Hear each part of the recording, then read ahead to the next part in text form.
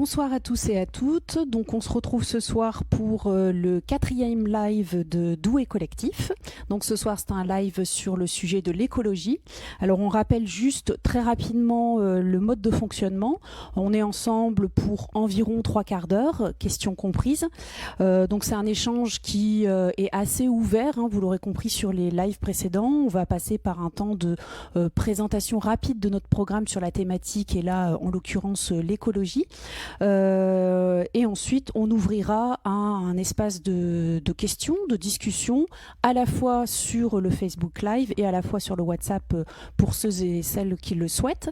Donc bien sûr tout ça dans le respect, on peut tous dire pourvu qu'on soit dans un cadre respectueux, il n'y a aucun souci, et qu'on reste sur le sujet puisque vous l'avez compris, on organise des lives sur les différentes thématiques. Donc quand on sort de la thématique, ça revient à aborder un autre live, donc on va essayer de respecter les différents sujets. Un temps de présentation peut-être très rapidement avant d'enclencher sur le programme. Donc Stéphanie Stiernon, voilà, vous l'avez compris, moi je suis tête de liste pour Doué Collectif, je travaille dans la formation professionnelle pour adultes, je me définis avant tout comme une militante écologiste et je suis très heureuse d'être avec vous ce soir pour 3/4 d'heure. Alors bonsoir, moi je suis Baptiste Edon, j'ai 22 ans. Aujourd'hui je suis étudiant en communication en alternance, donc à la fois en entreprise et à la fois en études. Et je suis membre des Jeunes Écologistes et très heureux aujourd'hui de pouvoir faire partie de ce collectif, Doué Collectif, et de cette liste pour les municipales prochaines. Merci. Alors et moi je suis Camille Panier.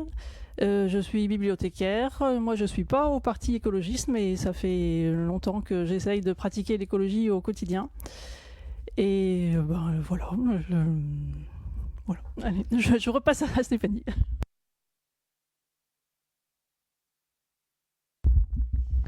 Merci.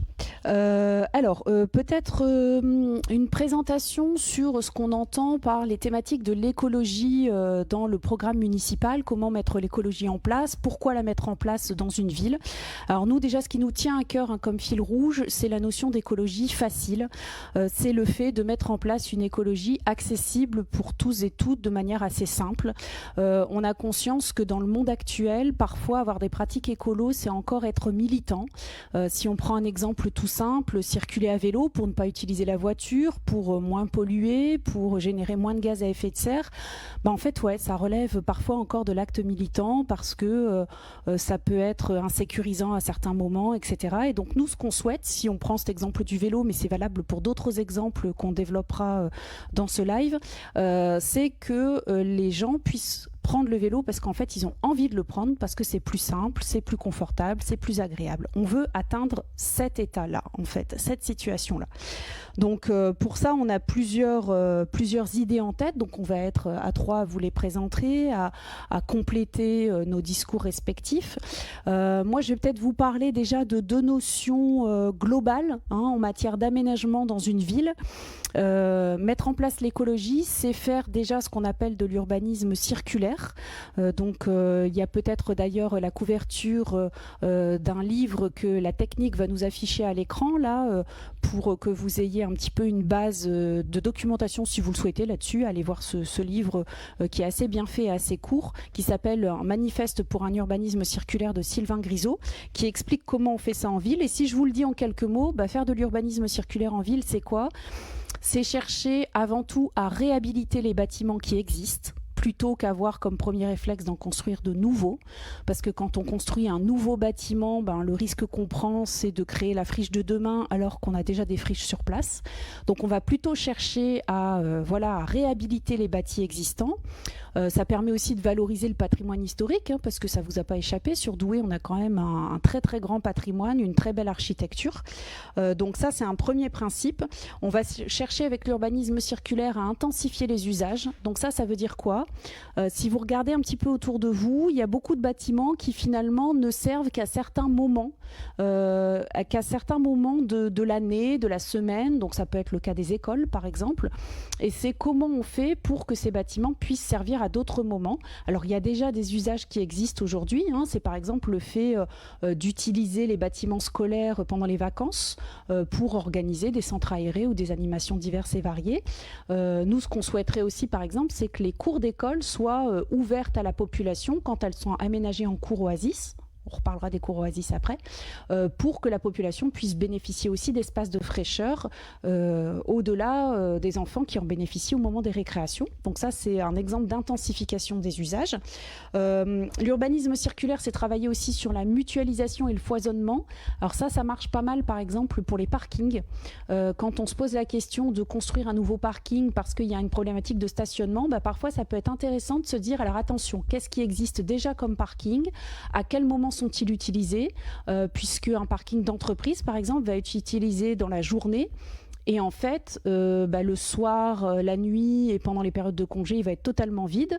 Est-ce qu'à ces instants-là, il ne peut pas être utilisé par les résidents aux alentours ? Donc ça, c'est aussi des questions qui viennent en tête. Et puis, il y a une grande question dans l'urbanisme circulaire qui est celle de l'évolutivité du bâti. Alors si je le dis plus simplement, c'est comment on s'arrange pour que le bâtiment puisse évoluer, y compris avec des cloisons amovibles par exemple, en fonction des usages. Alors pourquoi ça ? Parce que ça permet déjà d'avoir plusieurs fonctions au sein d'un même bâtiment. Aujourd'hui, en 2026, un bâtiment en monofonction pour une seule fonction, ça c'est vraiment compliqué en fait. Il faut prévoir les bâtiments pour plusieurs fonctions aujourd'hui. Et puis, alors je ne sais pas vous, mais moi en tout cas, je ne sais pas prédire quels sont les usages d'un bâtiment dans 40 ans, dans 50 ans. Donc comme on ne sait pas prédire les usages dans les décennies à venir, à court terme oui, mais à long terme pas forcément, la bonne idée, c'est, et ça a été une idée éprouvée, c'est de travailler sur l'évolution du bâtiment, de l'architecture dans le bâtiment, et de prévoir des modifications au fur et à mesure des usages qu'on ne connaît pas encore. C'est toute la difficulté de dessiner la ville pour des usages qu'on ne connaît pas, et pour éviter les friches de demain. Donc tout ça, c'est la notion d'urbanisme circulaire. Alors voilà, j'espère qu'en quelques mots, c'est quelque chose qui est à peu près clair pour vous. On pourrait en faire une grande présentation de plusieurs heures, mais on va s'arrêter là. C'est pour que vous puissiez comprendre notre état d'esprit sur ce sujet-là.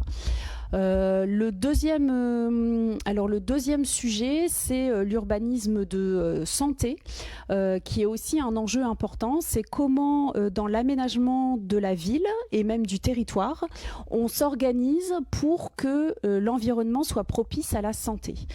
Et d'ailleurs, on peut afficher une deuxième couverture qui aborde entre autres l'urbanisme de santé, mais pas seulement.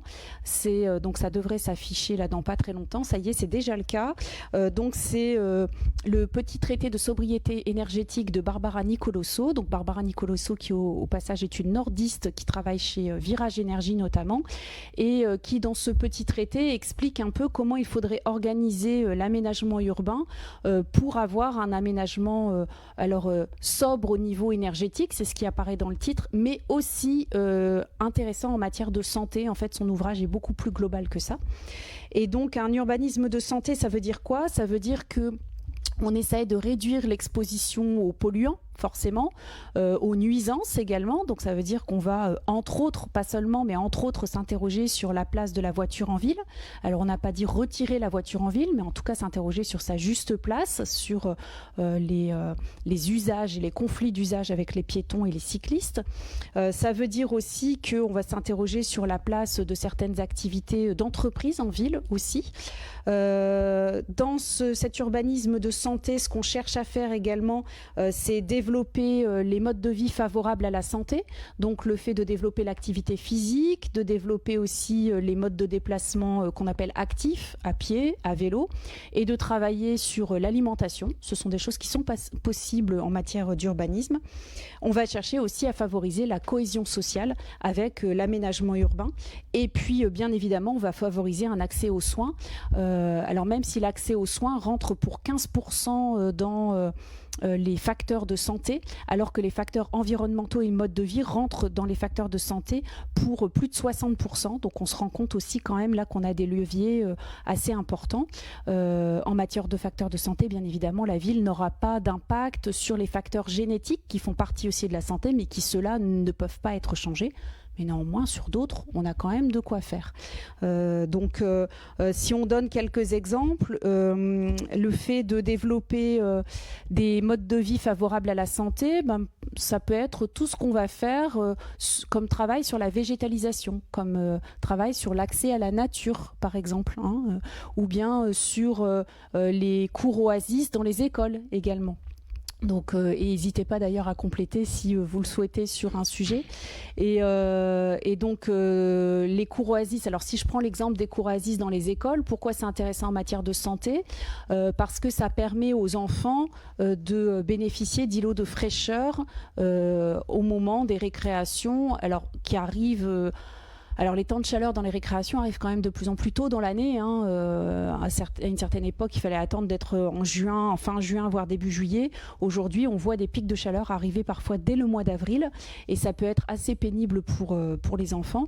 Donc le fait de pouvoir être dehors, sous un arbre, avoir accès à de la végétation, ça donne quand même un autre cadre de vie et un autre impact en termes de santé, puisqu'on sait que le fait de subir des phénomènes de chaleur de manière répétée, ça a un impact certain sur la santé. La végétalisation, au-delà de cet aspect-là, ça a été prouvé, a un impact positif également sur la santé mentale.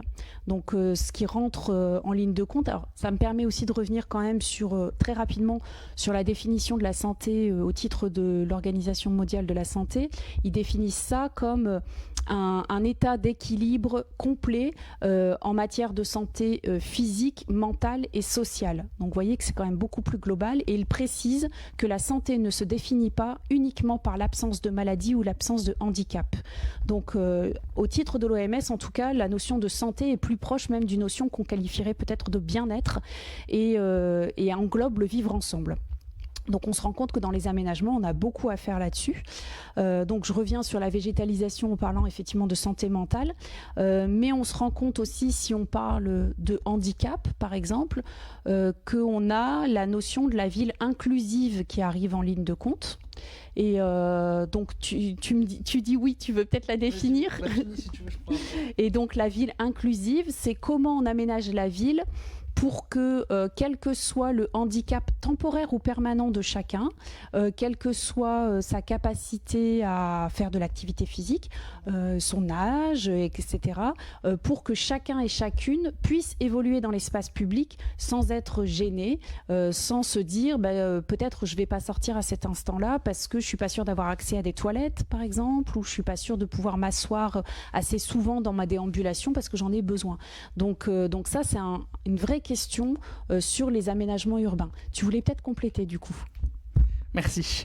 Non, d'une manière générale, pour rebondir sur plusieurs points que tu as évoqués, nous, ce qu'on souhaite demain, c'est pouvoir faire de l'écologie populaire. C'est pas une écologie de bobo, comme on aime à nous qualifier régulièrement. C'est vraiment une écologie populaire qui puisse bénéficier à tout le monde.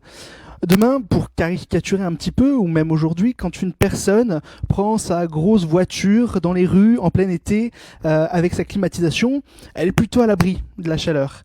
Une personne, un parent par exemple avec une poussette qui n'a pas accès à une voiture, qui n'a pas la possibilité de prendre une voiture qui en plus est climatisée, demain va aller marcher dans la rue sous la chaleur, sous 40 degrés, avec le gros soleil tapant.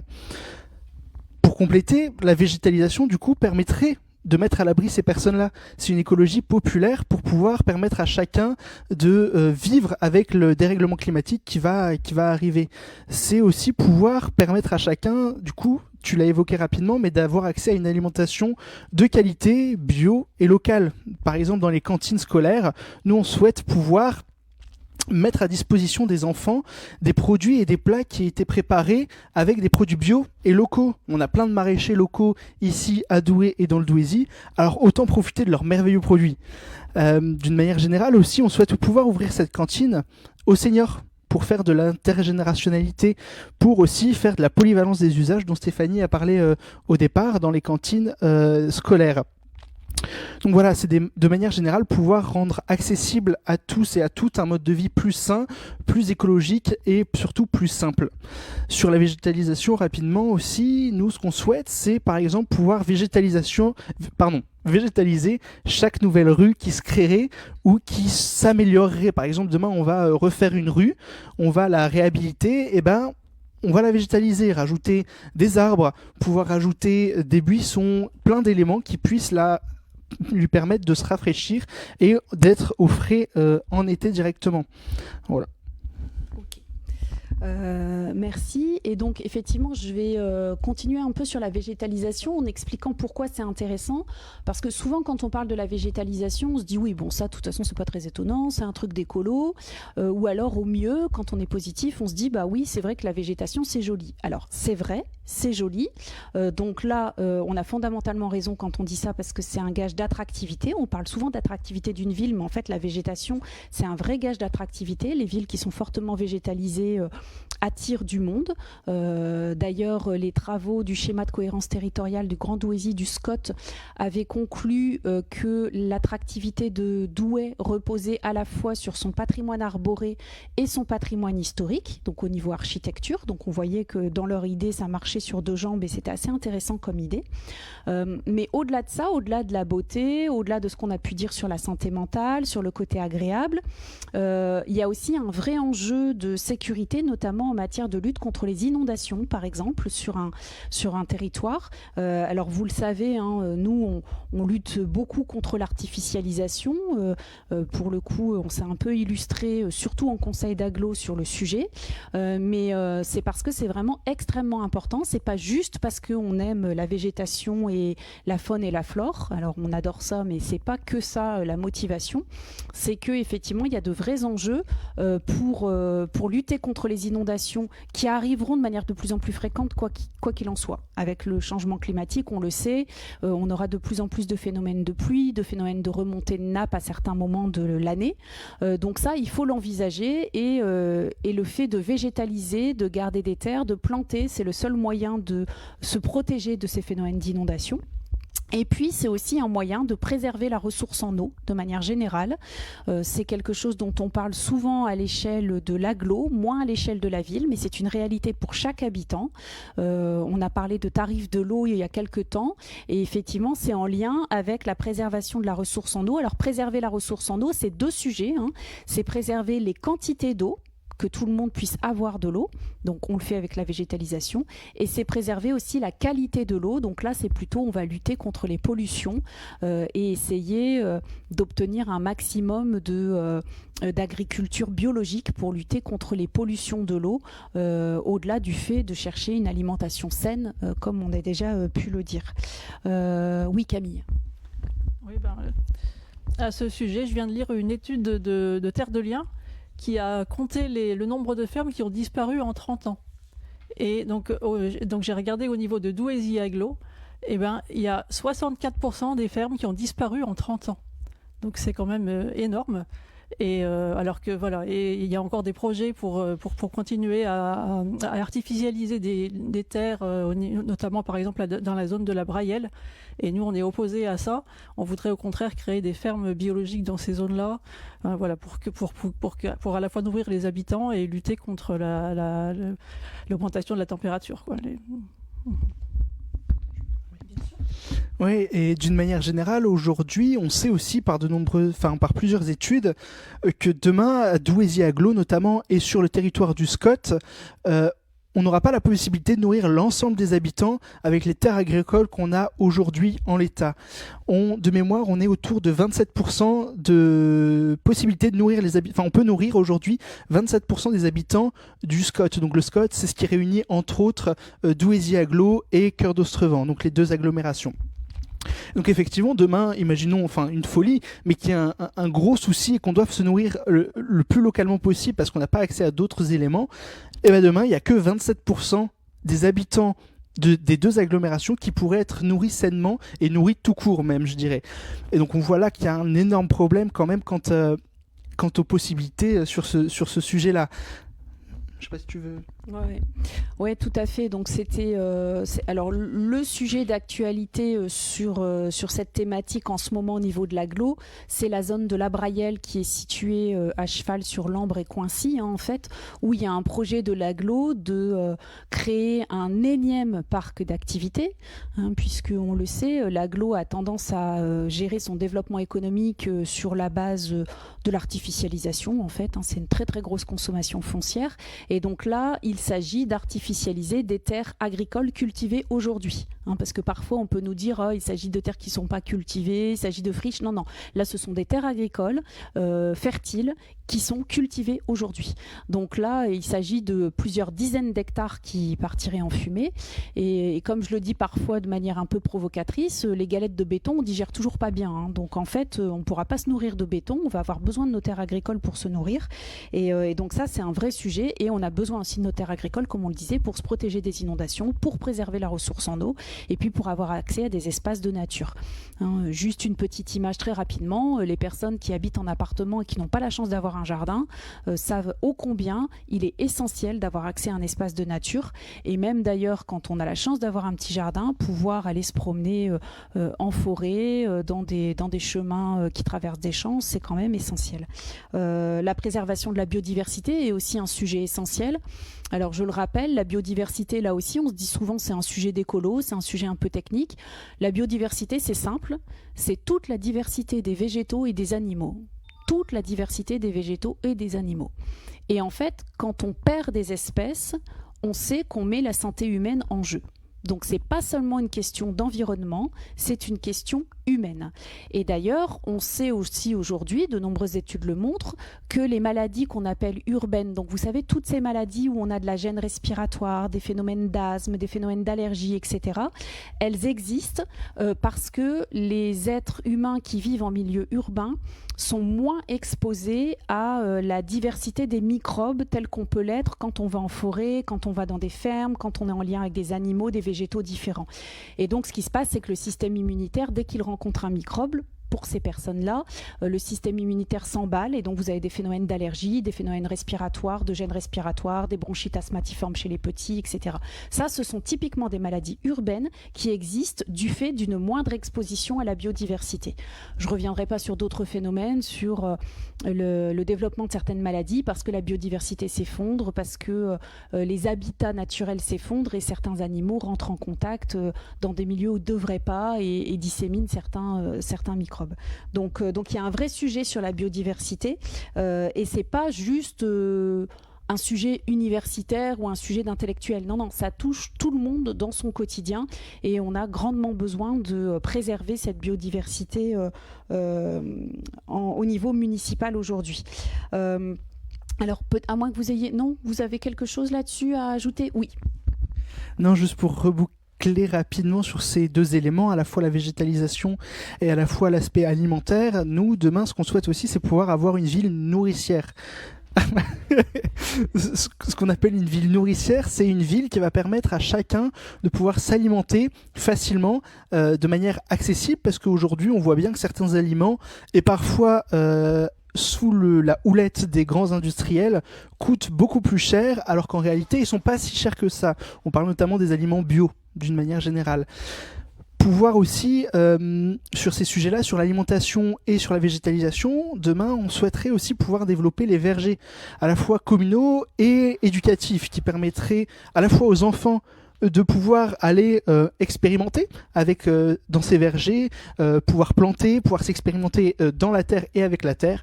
Alors oui, ils reviennent sales quand c'est un peu gadouilleux, quand il y a un peu de gadou, mais c'est pas grave, ça passe vite à la machine, c'est vite lavable, etc. C'est pouvoir aussi permettre à chacun de pouvoir avoir accès, pouvoir aller chercher, par exemple, une personne d'un appartement qui ne peut pas avoir de potager ou de jardin, pouvoir aller chercher quelques pommes dans le verger communal et faire sa compote soi-même, ou pouvoir aussi, parce que c'est une autre mesure qu'on souhaite, créer et produire sa propre alimentation avec des potagers qu'on produirait directement soi-même. Donc voilà, ça c'est quelques petits éléments qui nous permettraient à la fois de végétaliser avec ces vergers. Alors évidemment, c'est ce que tu aimes à dire régulièrement, c'est qu'on ne mettrait pas des pommiers sur les grands boulevards, parce que au moment, à la saison des pommes par exemple, elles vont toutes tomber sur les carrosses et tout casser. Enfin, c'est pas adéquat. Mais pouvoir créer ces vergers, ça permet à la fois de végétaliser la ville et à la fois de pouvoir nourrir la ville. Et donc c'est dans tout ça que rentre ce concept de ville nourricière. Et je pense qu'il y a aussi un projet de poulailler partagé aussi, dans lequel on pourrait mettre une partie des déchets, des déchets biologiques qui actuellement sont encore trop souvent jetés dans les poubelles, alors qu'en fait, depuis 2024, normalement, on est obligé d'avoir une solution de tri pour ces déchets-là. Et donc actuellement, il n'y a que, je crois, 2 endroits où il y a des composts partagés dans Douai. Et nous, on voudrait développer ces solutions à plus grande échelle. Et voilà, donc c'est aussi une des solutions pour déjà ça limite les déchets.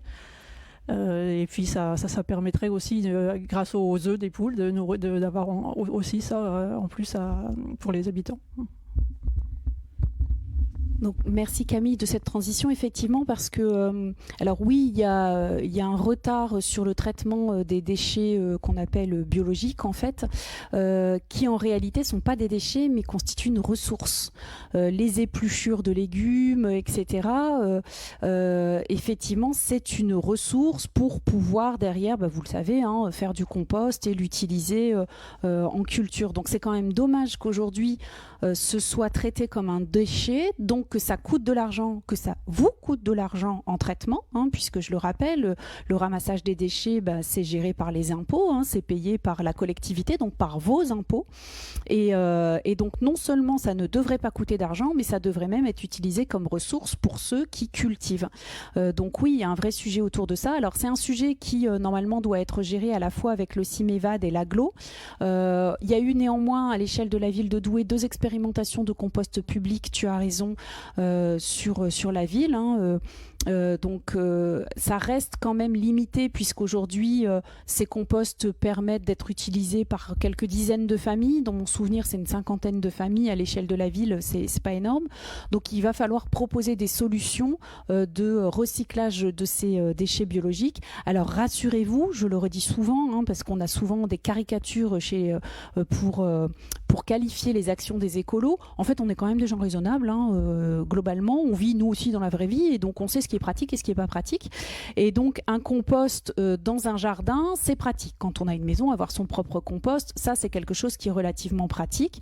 Un compost partagé au milieu de jardin partagé, ça se gère assez bien avec une formation. Par contre, il est effectivement possible qu'on vive par exemple dans un appartement. On a la possibilité d'utiliser un lombricompost, mais ça demande une certaine procédure. Tout le monde n'a pas forcément envie de s'y mettre. On peut entendre. Et donc, il y a aussi la possibilité de mettre à disposition des points d'apport volontaires de déchets biologiques. Et donc, dans ce cas-là, quand on met des points d'apport volontaires, donc ce sont de grands containers sur l'espace public, et quand on met ces déchets biologiques dans les points d'apport volontaires, là, ils sont moins souvent utilisés pour du compost, mais plutôt pour faire de l'énergie dans des méthaniseurs. Donc, il y a quand même des solutions assez diverses et variées qui existent, y compris pratiques. Et je reviens aussi très rapidement sur la ville nourricière, parce que comme le disait Baptiste tout à l'heure, il faut que ce soit pratique, il faut que ce soit exploitable. Donc si on met des pommiers partout à la saison des pommes à Douai, ça va être un sacré bazar, c'est sûr. Donc on n'a pas prévu de faire ça. Par contre, il y a tout à fait des solutions intéressantes pour mettre des vergers, même des potagers publics à des endroits pertinents. Et puis pour permettre aussi ce que je vais appeler une progression pédagogique finalement. C'est-à-dire certains ou certaines d'entre nous peuvent avoir un peu perdu le lien avec les fruits, les légumes, avec la manière de les cuisiner, de les traiter. Et on a besoin de commencer tout doucement, de démarrer tranquillement. Alors rassurez-vous, on peut démarrer tranquillement, par exemple avec l'utilisation d'herbes aromatiques. Ça, c'est quelque chose qui se fait facilement, ça se plante facilement dans l'espace public, ça s'utilise facilement. Et en plus, en termes de... Alors je reprends ce terme de progression pédagogique, moi je trouve ça formidable parce qu'on renoue avec les odeurs avant d'aller sur des fruits et des légumes qui seront peut-être un petit peu plus compliqués à traiter, mais sauf que ça on le prévoit aussi avec notamment des associations ou même pourquoi pas au niveau de la commune avec un accompagnement pour le traitement des fruits et des légumes, pour des recettes de cuisine, pour refaire une soupe. Et je vous le donne en mille, une soupe tous ensemble. Donc ça veut dire qu'on est sur l'alimentation et on est aussi sur le lien social. Et l'écologie, c'est aussi ça. L'écologie est fondamentalement sociale. Je le redis parce qu'on l'oublie et on oppose souvent l'un et l'autre, mais en fait l'écologie c'est forcément social, sinon c'est pas de l'écologie. Donc ça permettait de rappeler ce point-là. Rappeler aussi peut-être que l'écologie c'est aussi une action sur le logement. On parlait d'urbanisme de santé tout à l'heure. Le logement est un critère de santé pour beaucoup de foyers, beaucoup de familles. Donc ça, c'est un sujet à traiter absolument. En matière de rénovation énergétique, bien sûr, c'est essentiel, mais aussi en termes de qualité de logement. Alors je ne vais pas plus loin sur ce sujet parce qu'on fera un live logement thématique précis, donc on ne va pas aller davantage sur le sujet, mais pour vous dire que pour nous c'est un sujet important et que ça fait partie de l'écologie, parce que l'écologie, on l'a dit, elle est sociale aussi, je le redis. La question de la propreté aussi, alors je fais vite pour vous laisser de l'espace pour vos propres questions également, mais on le redit souvent, la question de la propreté dans l'espace urbain, pour nous, est une question écologique également. C'est une question d'attractivité, mais c'est aussi une question écologique, parce qu'encore une fois, alors dans notre idée à nous, le meilleur déchet, c'est celui qu'on ne produit pas. Donc voilà. Maintenant, on est conscient aussi que cette non-production de déchets se gère à une échelle nationale. C'est aussi toute une négociation à mettre en place avec notamment certains industriels de l'agroalimentaire, mais pas que. Néanmoins, il faut quand même gérer les espaces publics et leur propreté. Et ça, on pense que c'est quelque chose d'important. Et on souhaiterait à notre niveau que les équipes soient renforcées sur ce sujet, parce que les équipes de la ville font aujourd'hui un boulot formidable sur le sujet, mais ont peut-être besoin d'un certain renfort pour pouvoir gérer de manière plus qualitative cette notion de propreté urbaine. Sachant aussi que le ramassage des déchets, bien évidemment, reste de la compétence de l'agglo, donc c'est aussi en lien avec l'agglo. La ville intervient, mais le ramassage, la collecte des déchets dépend bien évidemment de l'agglo et c'est un travail en commun avec elle. Si je boucle également sur quelques-unes de nos mesures, alors ça n'a rien d'exhaustif, c'est juste pour que vous puissiez comprendre notre philosophie et ce que nous on souhaiterait mettre en place.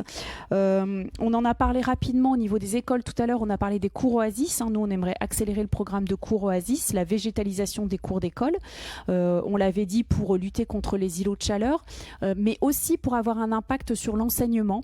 On le redit peu, mais les cours d'école Oasis permettent aussi de faire des heures de classe ouvertes, ce qui est particulièrement intéressant en termes d'acquis pédagogiques pour tous les enfants, qu'ils soient à l'aise avec les méthodes scolaires habituelles ou moins, notamment pour peut-être ceux qui sont moins à l'aise avec les méthodes scolaires. Ça leur permet d'avoir une autre entrée pédagogique et de s'épanouir davantage dans les temps scolaires, ce qui pour certains enfants peut parfois être compliqué, et là aussi on doit avancer sur ces sujets-là. Les rues aux écoles aussi. Alors ça, on en parle parfois. Peut-être Camille, si je te demande de nous définir un petit peu les rues aux écoles. Oui, une rue aux écoles, c'est une rue qui est fermée temporairement ou définitivement à la circulation automobile. Donc par exemple aux heures d'entrée et de sortie des classes. Et donc ça permet aux enfants de se déplacer librement sans devoir faire attention aux voitures, et de pouvoir éventuellement venir à l'école en vélo ou à pied. Et voilà, ça a plein de bienfaits aussi, donc à la fois pour la santé, ça limite la pollution, et ça permet d'avoir une organisation de l'espace public qui change par rapport à ce qu'on a l'habitude. Et d'une manière générale, sur les écoles aussi, ça fait partie du côté écologique, on aura l'occasion d'en reparler aussi sur un autre live, mais c'est pouvoir faire un plan global sur les écoles, à la fois de rénovation et de réfection, parce qu'il y a un certain nombre d'écoles qui sont mal isolées, qui sont parfois pour certaines abîmées, avec de l'amiante, etc. C'est aussi pouvoir du coup développer les cours Oasis et les rues aux écoles, mettre en place aussi en même temps, quitte à faire quelque chose, autant le faire complètement et correctement, c'est pouvoir aussi mettre en œuvre les puits canadiens et les puits provençaux qui permettent de rafraîchir et de chauffer plus facilement et à moindre coût. Et d'une manière générale, après aussi, c'est pouvoir ouvrir ces cours d'école, notamment le week-end. C'est sur la polyvalence des usages dont on parlait tout à l'heure.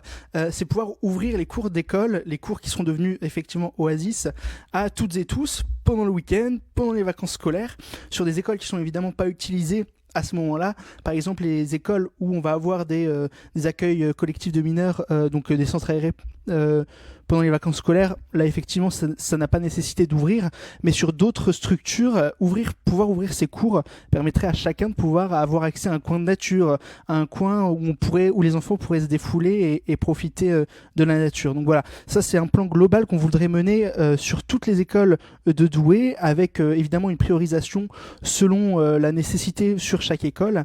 Et donc ça, ce serait mis en place sur les 15 prochaines années, avec un coût estimé, parce que évidemment ça a toujours un coût, tous ces éléments-là. On tournerait autour de 3 millions d'euros par école. Alors évidemment, ces 3 millions d'euros-là, c'est le coût global. La commune ne payerait pas ces 3 millions d'euros-là.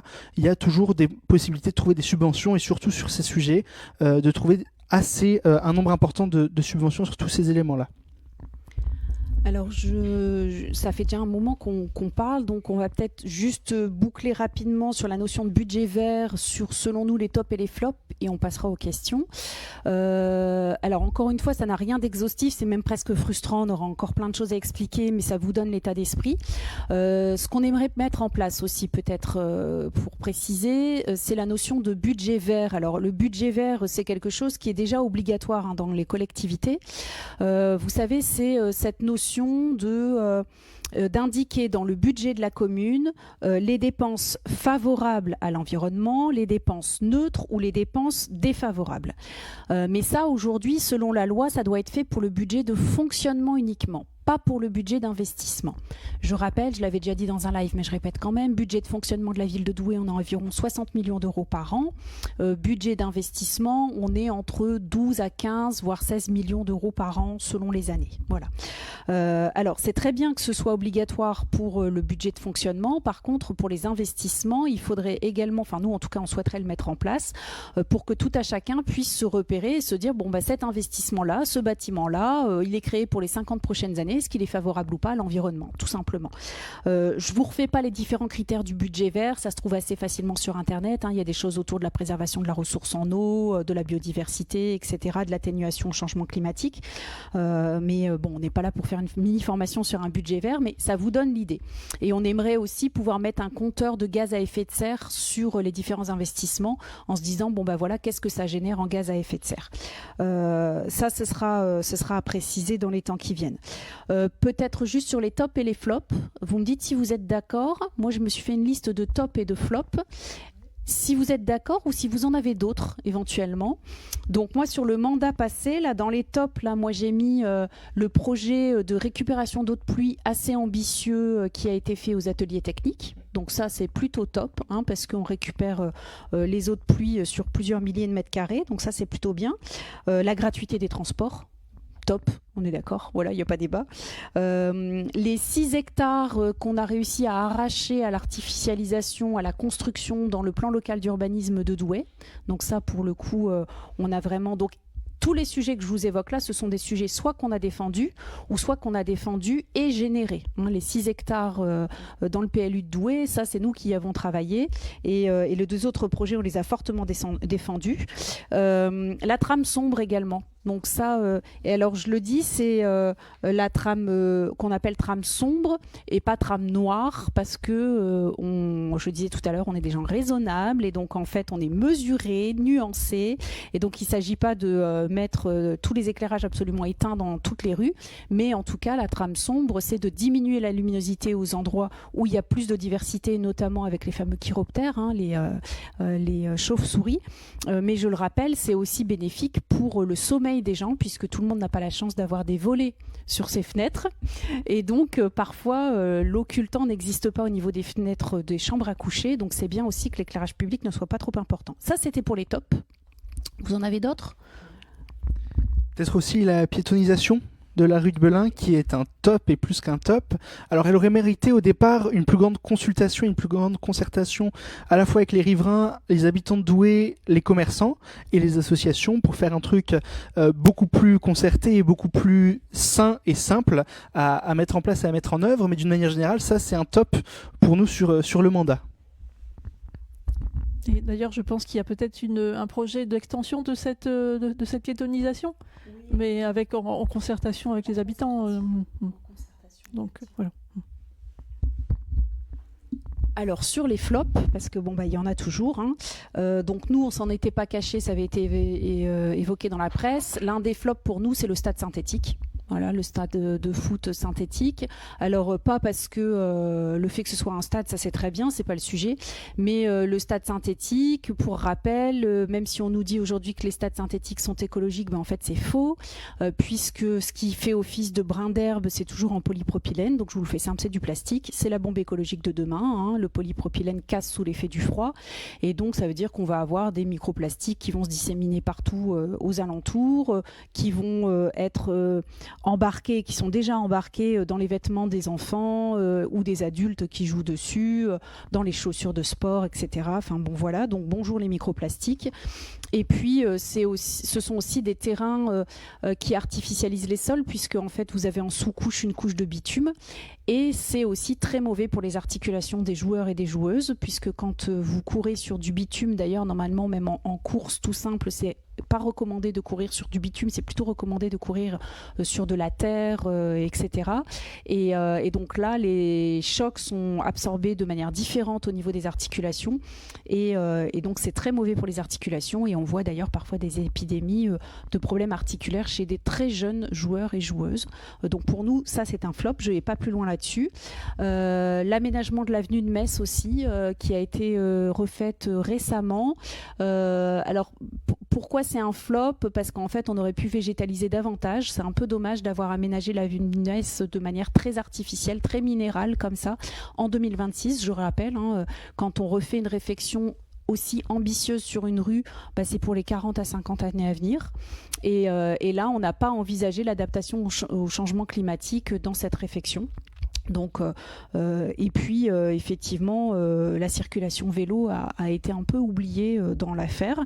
Le gros flop, et alors du coup moi je le vis un peu dans mes entrailles parce que je l'ai vécu pendant 6 ans à l'agglo. Le gros flop, c'est au niveau de l'agglo, la politique globale de développement économique et de développement commercial qui tente à artificialiser les terres. On est essentiellement là-dessus, hein. On a l'impression que ça joue au SimCity, là, comme ça, comme disait l'un de mes enfants il n'y a pas très longtemps. Voilà. Et donc en fait là il y a un vrai sujet là-dessus, parce qu'on artificialise les sols, on prépare les friches de demain avec ce développement économique, et puis on fragilise le territoire, hein, tout simplement, alors qu'on pourrait être sur un autre mode de développement économique, mais on aura peut-être l'occasion d'en reparler à un autre moment. Dans les flops aussi, c'est peut-être le manque d'ambition sur le bio, sur la cantine. On est aujourd'hui à 20%, c'est mieux que rien, me direz-vous, mais on pense qu'on peut aller beaucoup plus loin. D'autres villes en ont fait la démonstration.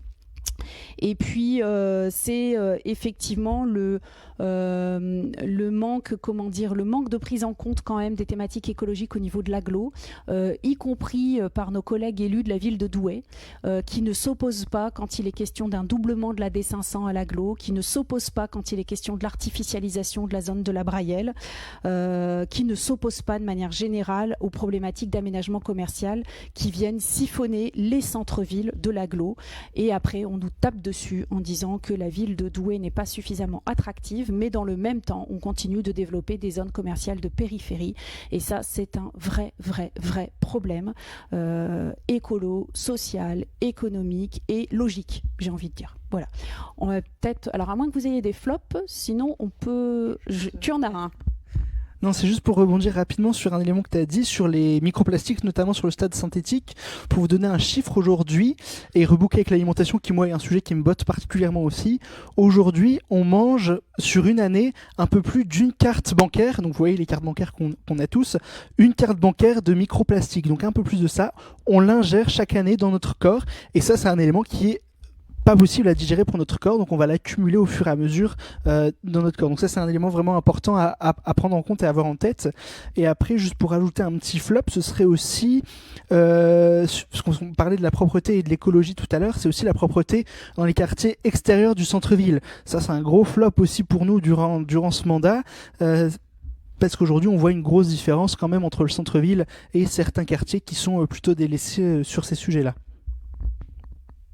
Questions peut-être? Alors je pense qu'on a des questions. Alors exactement, vous avez 2 questions sur le Facebook déjà. Donc les livraisons en ville se multiplient. Alors j'ai du mal. Prévoyez-vous de les encadrer? Vélo cargo, horaires spécifiques, véhicules à faibles émissions. Alors effectivement, ça c'est une très bonne question et je ne doute pas qu'il y en ait plein de très bonnes des questions. C'est toute la question de la logistique urbaine. Donc effectivement, c'est un vrai sujet. Il y a une étude d'ailleurs qui a été menée par le SCOT sur ce sujet. Alors bon, pour le moment, c'est un peu en stand-by parce que je pense qu'il y a voilà, un changement de gouvernance qui arrive, donc ils sont un petit peu en attente. Mais oui, c'est un vrai sujet et à chaque fois que c'est possible, ça peut être tout à fait intéressant de passer sur ce qu'on appelle la livraison du dernier kilomètre qui soit complètement décarbonée. Et d'ailleurs, certes, il y a déjà eu des initiatives individuelles. Je pense notamment à une célèbre librairie de centre-ville qui a fait un financement participatif pour un vélo cargo de livraison. Donc, comme quoi, voilà, ils font la preuve que c'est tout à fait possible quand le sujet intéresse et quand on est volontaire sur le sujet. Donc, bien évidemment, il y a un sujet à développer là-dessus.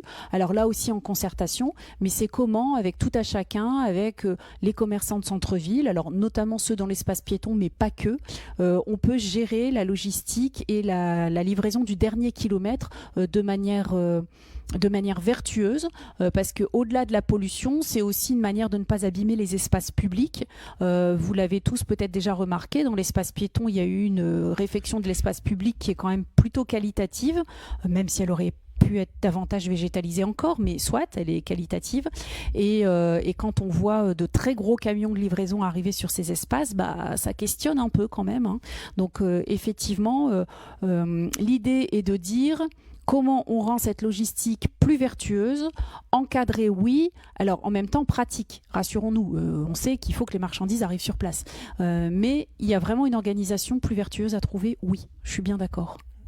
Bon, ok. Autre question, mais en fait ça a déjà été un peu abordé. Avez-vous un plan de végétalisation des rues et des parkings? Tu veux y aller ? Allez, soyons fous, j'y vais. Non, d'une manière générale, effectivement, on l'a abordé un petit peu plus tôt, c'est pouvoir végétaliser les rues dès qu'elles sont ouvertes, donc des nouvelles rues, ou dès qu'elles sont refaites. Quand on va refaire une couche de roulement, quand on va refaire une rue au global et refaire l'ensemble de la rue, c'est pouvoir c'est pas facile à dire. Végétaliser aussi ces rues-là et d'une manière générale aussi les parkings. Aujourd'hui, on voit de plus en plus aussi des parkings avec de la végétation sous les voitures. On a alors je sais pas exactement comment ça s'appelle, mais avec un quadrillage avec de l'herbe dessus, des fleurs aussi autour des parkings, des arbres, etc. Et donc ça permet aussi de pouvoir végétaliser et apporter tout ça directement dans la ville. Et alors oui, sur la végétalisation, il y a aussi un autre point qui est intéressant, c'est de s'intéresser aux essences utilisées. C'est-à-dire, alors on va essayer de faire vite parce qu'encore une fois, on pourrait faire beaucoup de temps sur la végétalisation, mais c'est intéressant de planter des arbres, mais moi je voudrais quand même évoquer un problème qu'on rencontre parfois. Déjà, un arbre n'égale pas un arbre. Je m'explique. Parfois, quand on abat un arbre, on dit oui, mais c'est pas grave, on va en replanter un. Oui, non, mais alors attendons. Attention, un arbre jeune n'apporte pas les mêmes bénéfices qu'un arbre plus ancien. Il ne va pas apporter le même pouvoir de fraîcheur, il ne va pas séquestrer le carbone dans la même quantité, et il va falloir attendre souvent plusieurs dizaines d'années pour que finalement le bénéfice de nouvel arbre planté soit équivalent au bénéfice de l'arbre qui a été abattu. Et donc il y a un vrai questionnement là-dessus, c'est comment on gère le patrimoine arboré. Aujourd'hui on s'exprime plutôt sur le patrimoine arboré, plutôt que de dire en nombre d'arbres, on s'exprime, alors accrochons-nous, c'est toujours des mots un peu techniques, mais on s'exprime en surface de canopée. Ce que ça veut dire, c'est la surface de la couronne de l'arbre, en fait, la surface d'ombre projetée, parce que en fait, ça a un bénéfice, et c'est sûr que quand on a un arbre jeune qui deviendra grand, mais qui est une brindille à l'état où il est planté, bah, ça donne pas la même chose. Les essences aussi. Il y a tout un sujet autour des essences locales, puisque certaines essences locales, pas toutes, mais certaines essences locales ne sont plus adaptées aujourd'hui, ne réussissent pas à gérer les effets du changement climatique. Donc comment on gère les essences locales qui, elles, continuent de résister, et comment on introduit d'autres essences. Et la question aussi est de savoir pourquoi on plante telle ou telle essence. Ça, c'est une question aujourd'hui pour laquelle on a eu du mal à avoir des réponses. On l'a posée au niveau de la collectivité à plusieurs reprises, pendant plusieurs années, je peux vous dire. et on n'a pas de réponse claire encore aujourd'hui. Et pour autant, c'est une question très intéressante, c'est qu'est-ce qui fait qu'on plante telle ou telle essence ? On a le droit de planter des essences pour des raisons d'agrément, bien sûr, c'est aussi ça les plantations, mais pas uniquement. On doit aussi planter des essences pour des raisons de biodiversité, parce que certaines essences vont favoriser la richesse du sol, par exemple. D'autres essences vont avoir un pouvoir plus important de séquestration carbone. D'autres essences encore vont permettre un pouvoir rafraîchissant avec ce qu'on appelle l'évapotranspiration. C'est le fait que l'arbre aille puiser de l'eau et quelque part transpire par ses feuilles, mais par là même permettent un effet brumisateur, si je peux dire. Bon, vous avez des essences qui le font très bien, d'autres un peu moins, selon le type d'arbre qui est planté. Donc il y a vraiment tout un sujet autour de ça, et il y a notamment un outil qui a été développé par le CEREMA qui s'appelle Arboclimat, qui détaille très bien ça, et qui détaille des notes en fait par essence d'arbre planté en fonction du pouvoir rafraîchissant, du pouvoir biodiversité, etc. Donc un arbre n'égale pas un arbre. Pourquoi on le plante ? Quel âge il a ? Jusqu'à quand on le maintient ? Et comment on le taille pour qu'il vive le plus longtemps possible et pas seulement pour qu'il n'embête pas le monde. Ouais, juste pour préciser un point aussi, tu parlais des arbres coupés, etc. Bien évidemment, quand il y a des soucis de sécurité publique, quand il y a des soucis de maladie des arbres avec des transmissions entre les arbres, etc. Évidemment que là, dans ces cas-là, il faudra couper et remplacer les arbres. Aujourd'hui, c'est aussi savoir ne pas couper les arbres quand il n'y a aucun souci derrière, parce que c'est le cas aujourd'hui parfois où on va couper des arbres parce qu'ils dérangent, parce qu'ils gênent, parce qu'il faut pouvoir mettre un élément à cet endroit-là, ça non. Mais bien évidemment, quand il y a des soucis de sécurité publique ou de maladie, là oui, il faut les couper et sans souci. Et du coup, dans ce cas-là, idéalement, il faut être transparent et publier le diagnostic qui a été réalisé par une entreprise indépendante. Ça, c'est aussi quelque chose qu'on porte dans notre programme. Oui. Alors ça, effectivement, c'est une vraie question qu'on porte de manière transversale, mais je crois que ça a été abordé dans un live précédent sur la démocratie participative. C'est la question du partage de l'information et de l'accès aux informations. Sur la question de la végétalisation, comme sur toutes les autres questions, nous, effectivement, on est vraiment pour un partage large de l'information. La collectivité est gérée avec les deniers publics et donc avec l'argent des gens. Donc c'est normal que les gens puissent avoir accès à ces informations et comprendre ce qui se passe, même si parfois la réponse peut mettre un peu de temps à arriver, parce qu'il y a certaines réponses qui sont difficiles à constituer, qui mettent du temps à être rédigées, etc. Mais il faut que ces informations soient partagées, bien évidemment. Et il y a aussi la question du devenir du bois quand il est coupé. D'être transparent sur cette question-là. Il y a une personne qui nous dit que parmi les flops, il y a aussi la place du Dauphin, alors même si c'est dans l'ancien mandat, comme quoi il y a une végétalisation qui est quasiment inexistante, tout comme la rénovation de la place d'Armes qui me semble aussi fait partie d'un ancien mandat. Qu'est-ce que vous en pensez ? Oui, alors je suis assez d'accord. Ouais, tout à fait. En fait, ce sont des espaces publics, donc la place du Dauphin, pour ceux qui connaissent pas, elle est un petit peu en retrait là derrière les commerces du Connemara, ce genre sur cet espace, pardon. Et donc là, oui, c'est assez minéral. C'était une place qui avait été refaite parce que voilà, elle était très ancienne, etc. Mais normalement, le message de départ, l'objectif de départ était quand même de végétaliser. Alors il y a certes un grand arbre qui a été planté, mais c'est vrai qu'aujourd'hui, c'est encore très très minéral. Donc pour moi, c'est un peu un flop. Je suis assez d'accord. Il y a un manque à ce niveau-là. Et sur la place d'Armes, oui, c'est très minéral aussi. De toute façon, il suffit de la traverser en plein mois de mai par Grand Cagnard et on se rend compte tout de suite du problème.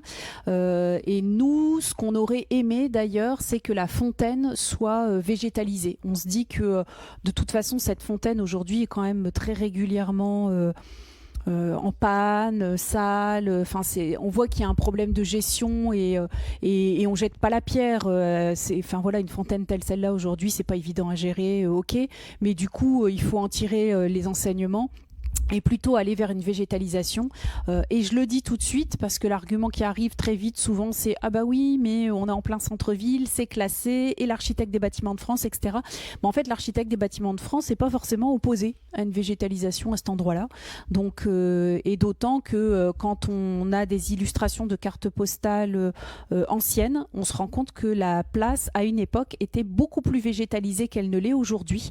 Et donc là, pour le coup, ce serait intéressant puisque ça permettrait d'avoir un lieu de pause l'été où on serait davantage protégé des phénomènes de chaleur. Donc oui, flop sur... et un autre flop aussi, alors je me permets sur la place d'Armes, au moment des travaux du SMTD sur la mise en place de la ligne B, nous, il y avait une prescription qu'on avait faite sur les travaux au niveau de la place d'Armes qui consistait à niveler la place d'Armes. Parce que ceux qui la pratiquent régulièrement à pied doivent voir de quoi on parle. En fait, l'espace de circulation, la route où les voitures roulent et où les bus roulent, cet espace-là, il est beaucoup plus bas que les trottoirs en fait. Et il y a des bordures énormes à certains endroits. Et en fait, ça c'est un peu dommage parce que, y compris quand la place d'Armes est fermée à la circulation pour des événements comme la fête de la musique, etc., ça génère parfois des chutes. Et c'est un peu dommage de ne pas avoir remis tout à niveau de manière à favoriser des usages piétons à cet endroit-là et puis à ce que ce soit beaucoup moins dangereux tout simplement, quoi. Et enfin, dernière question sur le WhatsApp. Il y avait dans le programme de Douai au Cœur 2020 la création d'une ferme pédagogique. C'est un projet qui n'a pas été réalisé. Est-ce que vous le maintenez? Est-ce que vous le défendez toujours? Ou est-ce que c'est plus d'actu? Alors, sur la ferme pédagogique, ce serait un investissement conséquent. Donc, typiquement, c'est un investissement qui serait soumis à consultation. En fait, c'est un sujet intéressant, une ferme pédagogique. C'est bien pour ça qu'on en avait parlé en 2020, puisque effectivement, ça sensibilise sur un certain nombre de sujets. Ça permet de revenir au lien avec l'animal pour la population, pour les enfants, mais en fait, pas que les enfants, hein. Bien souvent, on se rend compte que les adultes sont preneurs aussi, de voir arriver des animaux de la ferme en ville finalement, et puis de sensibiliser aussi aux notions d'alimentation, de conditions animales dans le sens comment on respecte l'animal quand on travaille avec l'animal dans une ferme, en fait. Ça, c'est un sujet qui est important. Et donc, oui, nous, sur le principe, c'est quelque chose qu'on trouve intéressant. Par contre, effectivement, ça demande un investissement et une gestion. Donc, c'est quelque chose qui doit être concerté avec la population, comme tout autre projet d'envergure, d'ailleurs, parce que on considère que sur des projets de cette ampleur, on ne peut pas juste dire on met ça en place et puis pas revenir à un échange avec la population sur ce sujet, parce qu'il faut que ce soit clair pour tout le monde que ce sera un budget, quoi. Et du coup, on a une personne qui rebondit sur cette question et qui parle de ferme pédagogique ou ferme municipale. Donc j'imagine que derrière, il y a une notion de production alimentaire. Qu'est-ce que vous en pensez ? Alors, en fait, pour nous, alors si je reprends les termes de la personne, pour nous, une ferme pédagogique est municipale. C'est-à-dire, je m'explique, une ferme pédagogique ne peut pas être un zoo, en fait, en quelque sorte. Vous voyez ce que je veux dire ? C'est-à-dire, je pense que ça, je l'ai dit dans mes propos, mais c'était peut-être pas suffisamment clair. Il s'agit d'avoir un aspect pédagogique sur, bien sûr, à quoi ressemble un mouton, une poule, etc. Mais sur aussi le fait de dire, les poules, ça pond des œufs. Et c'est quand même bien sympathique de pouvoir utiliser les œufs qui, on sait d'où ils viennent et qui sont une alimentation de qualité. Donc en fait, si la question qu'il y a derrière, c'est l'exploitation de l'animal, nous en fait, on n'est pas... Alors comment le dire ? On est contre le terme d'exploitation de l'animal. En fait, nous, on est pour travailler avec l'animal et pour utiliser les œufs de la poule, pour utiliser le lait de la vache, etc. Ça, il n'y a aucun problème avec ça. Dans le respect de la condition animale. Donc, en fait, c'est là où, du coup, le terme d'exploitation peut être difficile à utiliser. Mais en fait, utiliser les œufs de la poule, le lait de la vache, voire, dans certains cas, être sur de l'élevage pour de la viande, pour nous, c'est pas un sujet du moment que c'est fait dans de bonnes conditions. En fait, c'est ça la position. Autre chose à... Donc il n'y a plus de questions. Donc visiblement question épuisée. Je ne sais pas si on a dépassé ou peut-être un peu. Donc on va clôturer sur ce live. Le prochain a lieu, juste pour information, dimanche à 19h30. Donc rendez-vous dimanche à 19h30 pour le prochain live.